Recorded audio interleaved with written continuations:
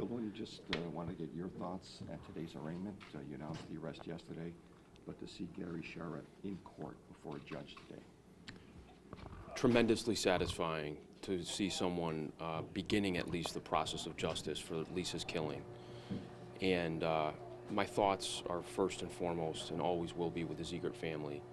And getting to communicate with them over the last few days on these developments has been joyous at times, sad at times, you know, remembering Lisa and that really coming to the fore. But we're just terribly pleased about where we are right now and the case that we've put together, and finally bringing someone forward who's responsible for those awful acts on Lisa over 25 years ago.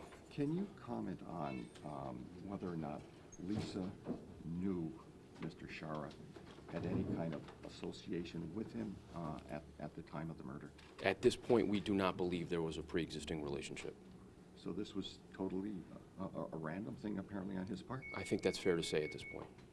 At this point in the investigation.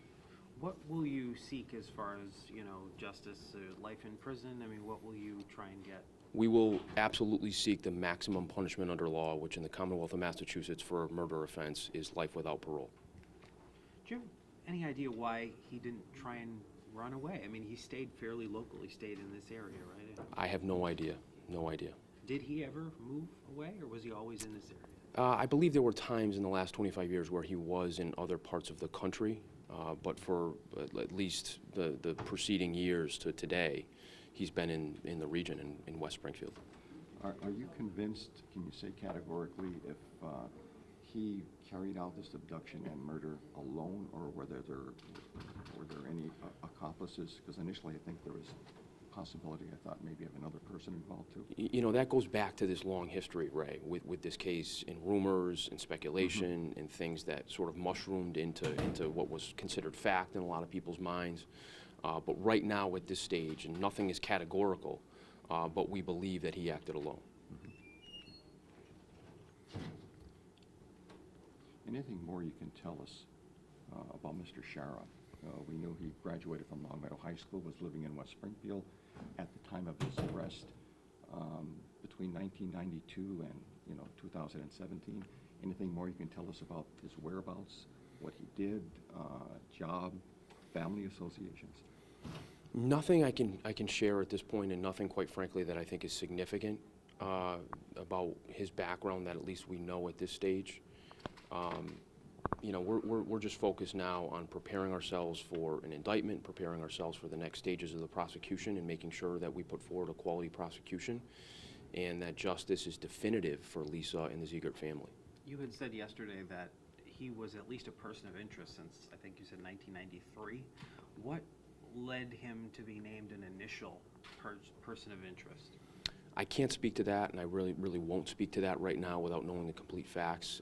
Just in my review over the last 6 months and the work on the case, you know, there were hundreds and hundreds of names that were identified for purposes that ranged from very insignificant to significant. Many of those people, especially in the last couple of years under my administration, were vetted, were looked at, were contacted for DNA, and were excluded. So there's names out there over the years that are like Mr. Schara's, were there for a long time, and it was just putting the work in this case and taking a new approach to the case that essentially precipitated today's events. Can we say safely say he had no prior criminal record? I don't want to speak to that, Ray, for Corey implications. That will become public.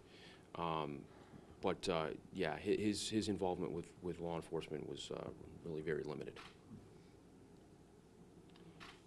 Can you tell us if his parents are still alive, whether he was married and still married, has children?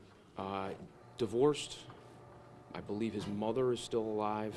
Father is deceased. And I believe he was adopted.